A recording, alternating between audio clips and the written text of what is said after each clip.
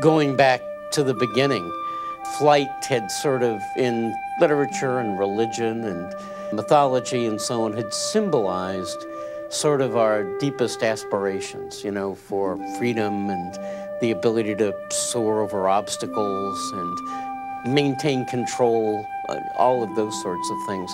And I think that's all tied together. It's the sort of stuff that one person expresses poetically and the others express through mechanical invention.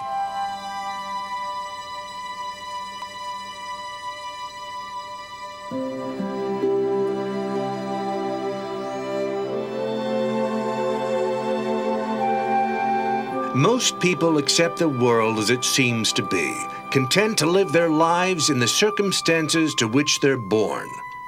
But then, there are a precious few who have the vision to see through appearances, to broaden our understanding, and change our lives forever. A century ago, the Wright brothers from Dayton, Ohio, changed the way people saw the world, and in doing so, changed the way humanity saw itself. A lot more people believe in aliens today than believed in flight in 1903. It was not physically possible that a heavier-than aircraft could fly. When Sir Edmund Hillary climbs Mount Everest, everybody knows Everest is there. You know, there isn't any question that it's there. It's possible, in some sense, to climb it. But the Wrights couldn't master flight because they were talking about something that was simply not physically doable on this planet. Wilbur and Orville Wright weren't the kind to idly chase dreams. They were practical men. Yet, like so many dreamers before them, they were drawn to the compelling notion that mankind could fly through the heavens. But while others got lost in the fantasy of flight, the Wrights set about making flight a reality through science and their own gift for detail. They approached it essentially as engineers. They approached it with the notion either flight is possible or it's not.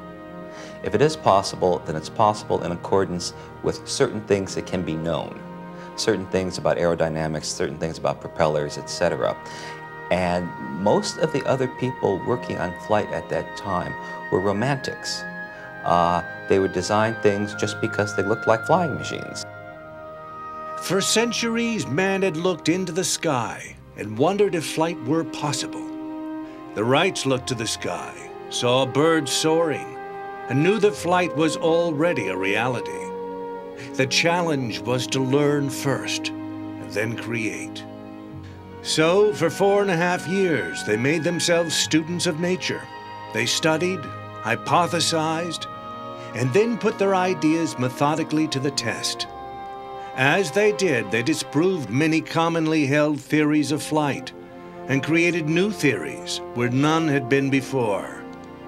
By December of 1903, the Wrights' experience showed that human flight was not only viable, its realization was actually quite imminent. And so it was on December 17th that the two brothers stood on the sands of Kitty Hawk, North Carolina, on the threshold of history. With Orville at the controls and Wilbur at the ready, a 4-cylinder, 12-horsepower engine was brought to life. Then slowly their flyer moved forward and lifted into the air, and with it a new sense of hope also took wing. It's really true that before Wilbur and Orville, people said, you know, if God had intended for us to fly, he would have given us wings. Flight had sort of become like perpetual motion, the definition of the impossible. And suddenly there it was. These two guys had actually done it.